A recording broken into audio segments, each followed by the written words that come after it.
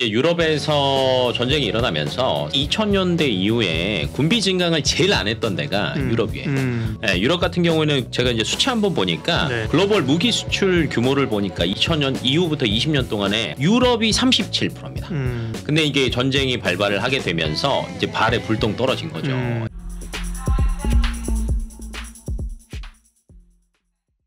이민수의 경제토크 FR자산관리 길건우 대표님과 시장의 아이디어를 찾고 있는데 방산, 우주 얘기를 하도록 하겠습니다. 요즘 핫하죠, 그죠? 네.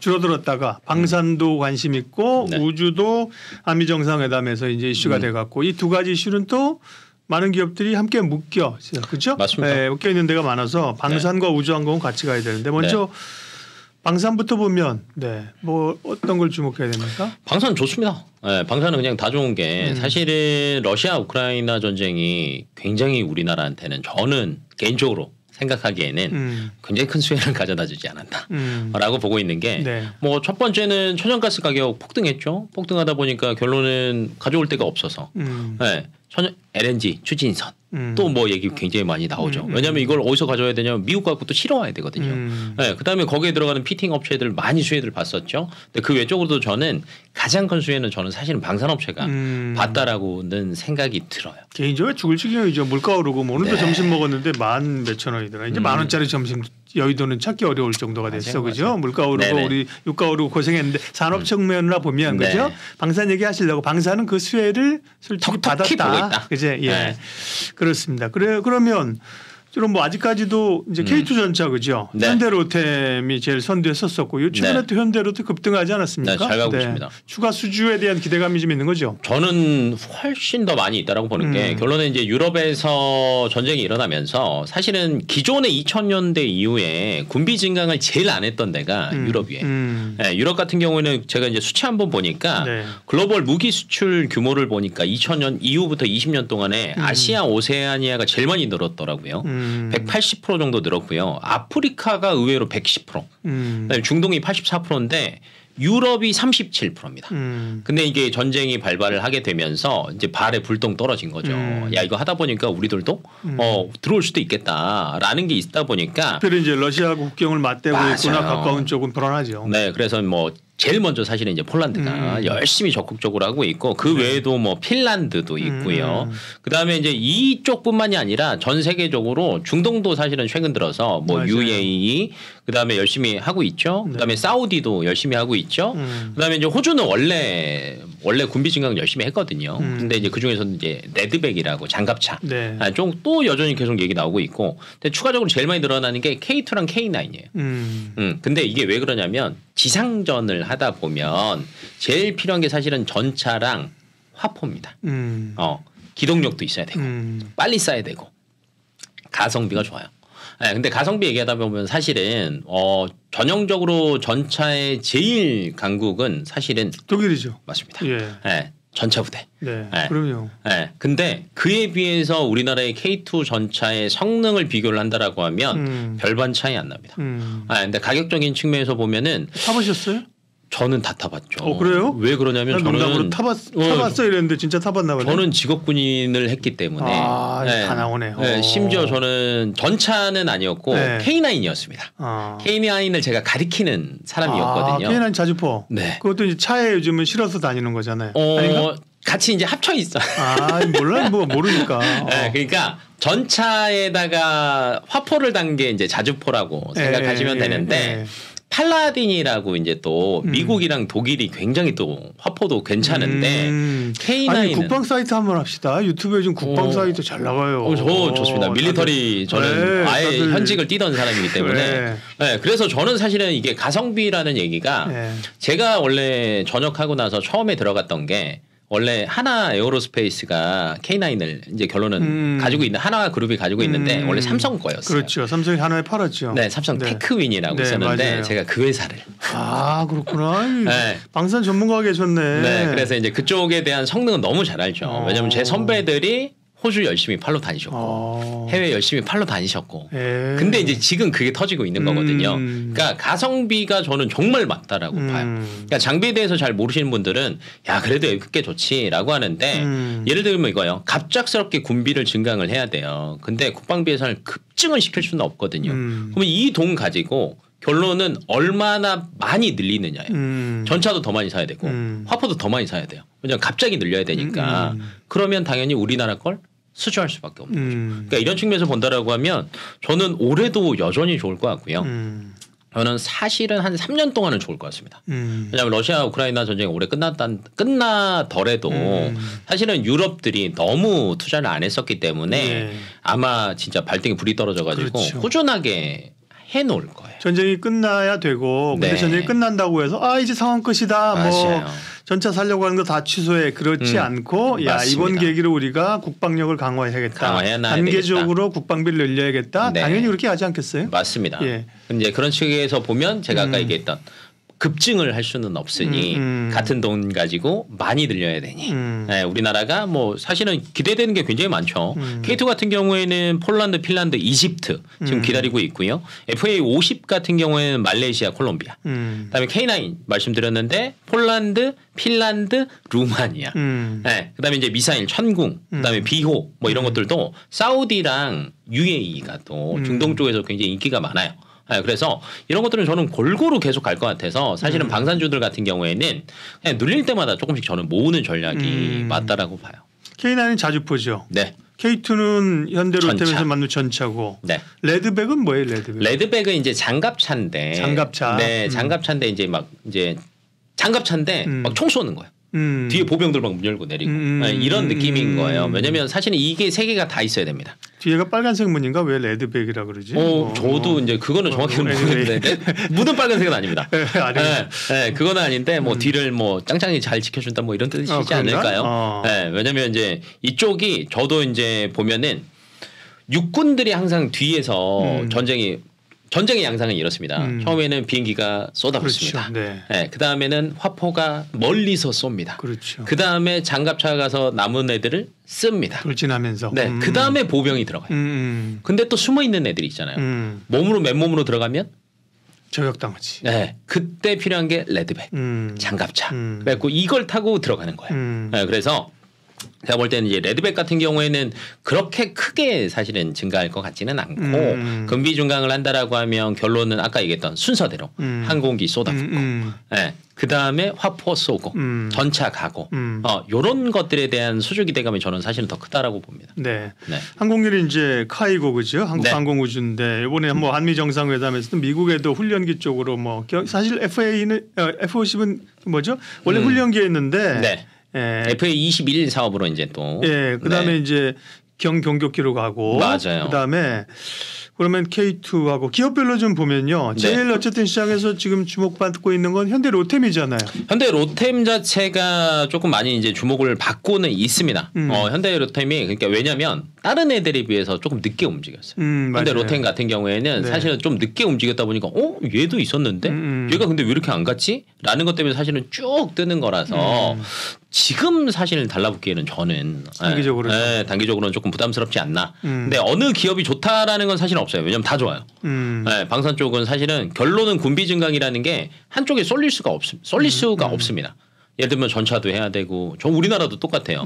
육해 공을 똑같이 끌어올려야지 한쪽만 몰빵을 할 수는 없거든요. 그렇다라고 하면 수주 소식은 계속 들릴 거니까 그냥 방산 업체들 같은 경우에는 그냥 저는 이제 빠질 때마다 모으는 게 맞다라고 봐서 뭘 모으냐고 저는 베스트는 하나 에어로스페이스가 사실은 가장 안전하게 갈 것 같아요. 옛날 다니던 직장이라 사심이 든 거 아닙니까? 이제 그것도 있긴 하지만 수주가 사실은 가장 큰 거는 하나 에어로스페이스다라고 생각하시면 될 것 같고 올랐어요. 꾸준하게 오릅니다. 야금야금 계속 갑니다. 그리고 저는 이제 제가 모르겠어요. 제가 이제 탄 쪽을 자꾸 오래 만지다가 보니까 의외로 방산 업체 중에서 제가 이제 한동안 계속 풍산을 얘기를 했거든요. 최근에 많이 오르긴 했습니다. 네. 네. 근데 별로 안 오를 때부터 열심히 얘기를 했는데 풍산이 저는 괜찮다라고 봐요. 네, 풍산, 풍산 홀딩스 네. 최근에 그죠. 네. 근데 이제 풍산을 보면은 왜 좋냐면 사실은 미국에서 직접적으로 참전은 안 했어요. 하지만 탄약 지원은 열심히 했습니다. 그렇죠. 네. 근데 지금 탄약 실적을 보니까 미국에서 결론은 무기 지원 열심히 했습니다. 근데 무기 지원하는데 이제 제일 많았던 게 이제 155mm, 화포는 155mm 탄 많이 쓰거든요. 네네. 이거 정말 많이 지원했고요. 그다음에 대전차 미사일 지원 많이 했어요. 다련장 로켓 많이 했거든요. 근데 전쟁 끝났어요. 중요한 거는 썼으면 빈 걸 채워 넣어야지. 곡간을 다시 채워 넣어놔야 될 거 아니에요. 근데 이걸 채우는데 최소 3에서 5년 정도는 걸릴 거예요. 그러면 천천히 원래 하던 대로 해서 3에서 5년을 걸릴 거냐. 또 딴 데서 전쟁 어떻게 날지 모르지 않습니까? 그다음에 이제 중국이 맨날 지금 얘기가 나오는 아시아에서 전쟁 터지면 대만이다. 네, 또 이런 얘기가 나올 정도로 네. 그렇다라고 하면 탄을 빨리 채워야 될 거예요. 그래서 사실은 미 국방부랑 우리나라랑 탄약 수출에 대한 협의가 지금 계속 나오고 있어요. 그러면 우리나라 탄 관련된 거에서 안 들어가는 탄이 없는 거는 풍산이다. 밖에 없습니다. 네. 그래서 저는 이제 이 두 군데가 사실은 가장 수혜를 안전하게 볼 걸로 예상하고 있습니다. 방산 관련된 얘기를 했고요. 우주항공 얘기를 해야죠. 그렇죠? 우주항공은 방산과 엮여 있기도 하고 아까 말씀하신 것처럼 그 업체들이 하지만 또 여기도 보면 그 우리 뭐 누리호. 네. 그죠? 누리호 맞죠? 누리호 나로 맞습니다. 맨날 헷갈려 그죠? 누리호 그다음에 쏘아 올리는 것도 그렇고 미국에 이번에 이제 합작하면서 그죠? 아르테미스인가 아르테미스. 아 어려워 그죠? 거기도 그렇고 뭐 저궤도 이상 이슈는 많아요 그죠? 뭘 주목해야 됩니까? 저는 셋 다 테마는 충분히 이루어졌다라고 봐요. 왜냐하면 그 아르테미스는 사실은 그 그리스 신화에 나오는 여신 이름이죠. 달의 신인가 그럴 거예요. 네, 그래서 이제 달에 대한 것들이 이제 다시 얘기가 나온 거는 그나마 이제 발사체 기술이 좋아졌다라는 거예요. 그러니까 우리나라 발사체 기술도 야, 이 정도면 괜찮을 것 같은데라는 게 1번. 근데 발사체만 결론은 쏘려고 저희는 하는 게 아니라 이걸 잘 쏘다 보면 당연히 그냥 맨몸으로 가지는 않을 거예요. 위성 들고 갑니다. 그래서 저는 사실은 가장 먼저 오르는 거는 저궤도 위성 관련된 것들이 사실은 조금 더 빛을 발할 것 같아요. 왜냐하면 저궤도 위성은 저는 사실은 저궤도 위성에서 제일 먼저 써먹을 수 있는 건 통신 같아요. 통신. 위성 통신이라고 옛날에 많이 들어보시지 않았습니까? 저 위성 전화기 막 이따시한 거 들고 다니는. 막 이따시만 해가지고 여기저기 다 터지는. 옛날에 군통신 같은 경우도 그런 거 아닌 건가요? 그 원래 미국의 위성 거 갖다가 썼습니다. 근데 이제 점점점 그래도 우리나라 게 많아지고 있다라고 보시면 될 것 같고 최근에 사실은 이렇게 우주 관련된 것들이 이슈가 된 거는 저는 스페이스 X가 큰일 했다라고 봅니다. 왜냐하면 기존에 이 로켓을 우주로 쏘는데 들어가는 비용이 정말 만만치 않았어요. 어마어마한 돈이 드는데 수치 한번 보니까 기존에 1kg짜리 하나 우주로 쏘려면 13,000달러 들었답니다. 근데 스페이스 X가 재활용 기술을 이제 성공을 했잖아요. 4번 만에 아마 성공을 한 걸로 저는 기억을 하는데 그때 일론 머스크가 이런 얘기를 했대요. 이거 실패했으면 난 망했다. 그게 마지막 제가 4번째인데 이제 그때 성공을 한 거예요. 근데 이게 재활용이 되다 보니까 아까 키로당 13,000달러였는데 2,700달러로 뚝 떨어졌어요. 그러니까 $10,000가 세이브가 된 거예요. 그러면 저렴해졌으니까 더 많이 쏘아 올릴 수 있는 거죠. 그다음에 위성 같은 경우에도 사실 옛날엔 그렇게 많지 않았으니까 결론은 모든 사람은 다 똑같잖아요. 소량 생산할 때는 비싸고 대량 생산하게 되면은 단가도 떨어지고 기술력도 좋아지고. 근데 위성 쪽도 보니까 제작 비용이 옛날에는 한 대당 거의 한 5억 달러 들었대요. 근데 지금은 거의 50만 달러밖에 안 듭니다. 그러니까 거의 한 100분의 1로 줄어들었는데 장기적으로 본다라고 하면 발사 비용은 한 40분의 1 정도까지 떨어지고 그다음에 위성은 한 1000분의 1 정도까지 떨어진다라고 하니까 위성을 쏘는데 이제 그렇게 부담스럽지가 않은 시대가 오고 있는 거다. 그래서 민간이 해야 돼. 원래 이게 돈도 워낙 많이 들고 안보하고도 관련해서 다 이게 나사도 그렇고 다 러시아도 그렇고 이제 군에서 국가에서 하던 거잖아요. 맞습니다. 근데 미국이 이제 그거를 민간한테 그죠? 해봐라 하니까 어쨌든 효율을 가지고 더 잘해. 이렇게 낮추잖아요. 단가도 낮추고 그죠? 맞아요. 그래서 기업이 들어가야 돼 그죠? 물론 돈 벌려고 현황이 돼 있긴 하겠지만 자본주의 발전이라고 하는 게 그죠? 근데 저는 좋게 보고 있는 게 자본주의 발전 때문에 기술이 발전이 되고 기술이 발전되기 그렇죠. 때문에 저희가 편해지는 거거든요. 예를 들면 지금 이제 5G잖아요. 그럼 저희가 이제 전기차에 대한 얘기가 나오지만 전기차에서 플러스 기술이 하나 더 들어가는 게 무조건 있어요. 자율주행. 결론은 자율주행화 시키는 게 저는 베스트라고 봐요. 왜냐하면 제가 지금 레벨 2 타거든요. 네. 레벨 2만 돼도 정말 편해졌어요. 저는 장거리 운전을 조금 많이 하는 편이긴 한데 제가 1년에 예전에는 그래도 한 10만 킬로 탔거든요. 1년에 10만 킬로? 그러니까 택시 기사님처럼 탔습니다. 저는 지금 5년 됐는데 6만인가 7만이던데. 네, 대중교통 워낙 맞아요. 네, 이용 많이 하시니까. 근데 저는 뭐 방송하고 뭐 또 지방 강의 가고 뭐 미팅하고 이런 걸 하다 보면 정말 많이 타는데 지금은 조금 줄어서 한 7만 8만 정도 타요. 근데 장거리 운전하면 사실은 너무 피곤해요. 2단계면 어느 정도예요? 지금 보니까 우리가 주로 에이다스급인가요? 그러니까 고속도로 이제 뭐라 그래 크루즈? 네. 크루즈는 거의 이제 그전 거고. 옆에 차선, 핸들, 앞뒤, 속도 다 맞춥니다. 네. 그러니까 뭐 이제 조는 거 정도. 테슬라 좀비라고 옛날에 얘기를 했었잖아요. 테슬라가 2.5입니다. 네. 그럼 차선 변경까지 돼요.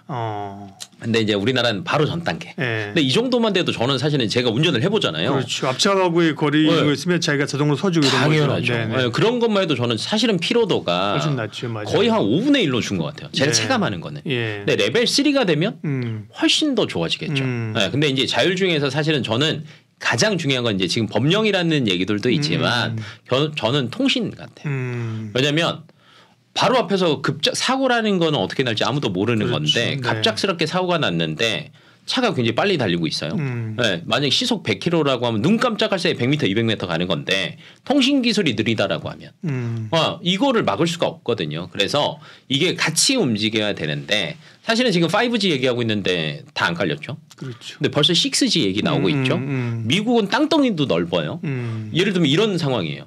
5G를 오른쪽에서 왼쪽으로 깔고 있는데 가는 동안에 6G도 뒤따라갑니다.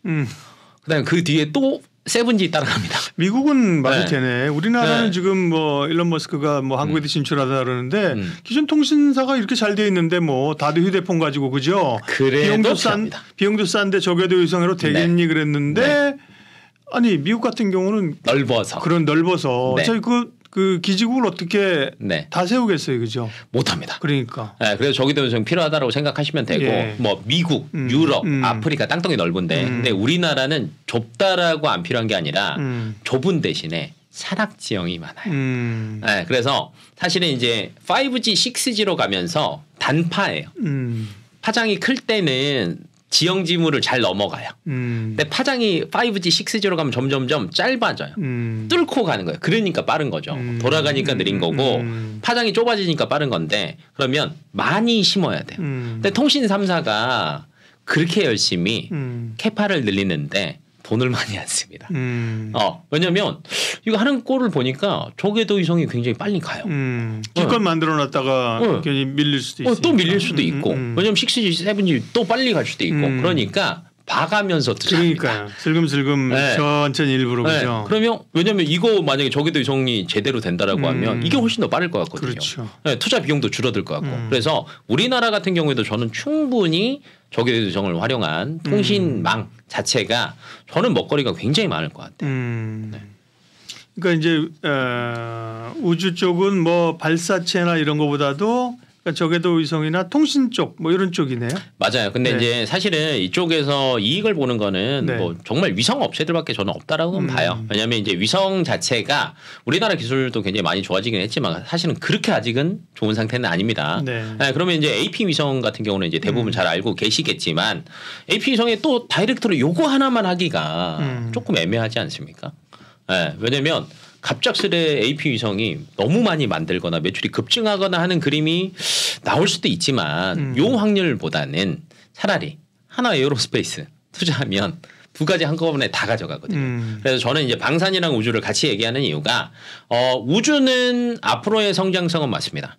근데 성장성만 가지고 개인의 기업들의 주가가 굉장히 우상향을 길게 가져가기는 어려울 수도 있다. 근데 방산 업체들이 우주에 관련된 거 다 같이 대부분 하고 있거든요. 그러면 아까 이제 앞에서 방산에서도 제가 하나 에어로스페이스를 얘기를 하긴 했지만 우주 쪽도 어찌 됐건 하나 에어로스페이스거든요. 네, 그래서 지금 여기에서는 굳이 너무 많은 기업들을 추스리시는 것보다는 안전하게 방산해서 실적 챙기면서 네. 미래 성장성도 우주에 대한 성장성도 가지고 있는 기업이 저는 1번일 것 같고 그다음에 이제 위성 관련된 기업들이 앞으로 한 2, 3년 정도 지나면 여기서 이제 딱 갈릴 거예요. 대장주도 나올 거고 그다음에 기술주들도 나올 거고 네. 그러면 이제 그때 당시에 아예 뭐 이쪽을 아예 단일 기업을 투자를 하는 것도 그때 정도는 괜찮겠지만 아직은 조금 이르지 않나라고 보고 있어서 네, 그냥 조금 좁게 네. 보시는 게 저는 맞다라고 봐요. 그게 양수겸장에 그죠? 네. 하나 에어로스페이스가 맞습니다. 등장하면 국방도 하고 우주도 하고 그죠? 맞습니다. 네. 단독으로 보는 기업들은 예를 들면 뭐 인텔리안테크 그죠? 네, 많죠. 뭐 세트레가이 네. 뭐 이런 쪽인데 그런 쪽은 이제 그거 자체만으로도 시장이 충분히 크고 그럼 시간이 좀 걸린다. 네, 시간은 저는 조금 네. 사실은 걸릴 것 같아요. 네. 그리고 이제 우주 쪽에 대한 게 지금 뭐 아르테미스 얘기도 나오고 그다음에 우주항공청 얘기가 나오기도 하지만 최근에 시장의 흐름을 보면 저는 굉장히 너무 왜곡된 것들도 사실은 보이긴 하거든요. 한쪽만 네. 훅 쏠린 경우가 굉장히 많아서. 네. 근데 우주 쪽에 장기간 쏠리기에는 사실은 쉽지 않다.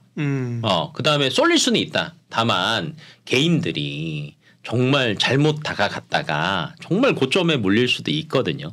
그런 측면에서 본다라고 하면 굳이 이쪽 앞으로 좋아질 거예요 라는 건 맞지만 안전한 투자 제 성향이 그런 거는 같습니다. 안전하게 보신다라고 하면 방산 실적 받쳐주고 네, 플러스 알파로 우주 쪽도 가지고 있는 기업들 위주로 저는 대응을 하는 게 네. 개인 투자자들 입장에서는 저는 가장 베스트일 것 같습니다. 대응 전략까지 다 말씀을 해주셨고요. 네. 그 얘기만 좀 하고 마치죠. 그러면 네. 이제 이 위성 통신이라고 하는 게 앞으로 이제 주로 어디에 쓰일 거예요? 네.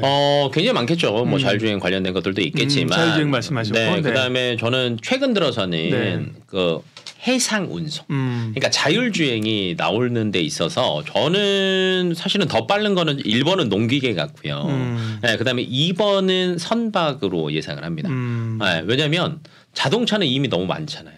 변수들이 너무 많아요. 근데 농기계는 그 넓은 논에 밭에 특히 이제 미국이나 유럽들 같은 경우에는 너무 크잖아요. 기계밖에 없거든요. 사람도 없어요. 그러니까 위험성이 떨어지는 거죠. 그다음에 바다도 너무 광활하니까 선박을 만약에 자율주행으로 돌린다라고 하면, 네, 그러면 이런 쪽에서 저는 사실은 조금 해먹을 수 있는 게 많지 않을까라고 생각하고 있어서, 근데 아직까지는 뭐 대장주들이 그렇게 보이지는 않고 있어서 그래서 제가 조금 더 이렇게 작게 보는 것 같아요. 근데 이제 이쪽에서 만약에 실적이 나온다라고 하면 네. 해상 운송, 이쪽 아니면 선박, 자율. 네, 이런 쪽에서 조금 대장주들이 가려지지 않을까. 인텔리안테크 같은 게 이제 해상 맞습니다. 그런 거잖아요. 뭐 안테나하고 네. 그죠?